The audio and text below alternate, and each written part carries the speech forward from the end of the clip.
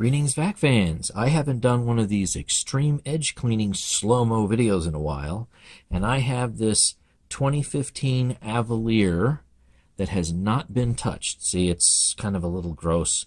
Definitely hasn't been shined up or torn down, gone through in any way, shape, or form. It's original, except for just kind of a general cleaning, and of course a new HEPA bag in there.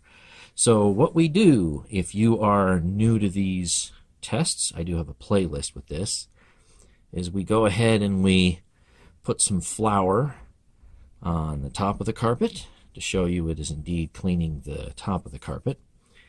We put some flour beside the carpet, like you're simulating going off the edge, which honestly that kind of happens all the time, at least where I am. And as a torture test, we put some under the carpet. And there we go. So all three places. Can this 150 CFM above the carpet monster with the nozzle clean this? Well, let's go ahead and find out.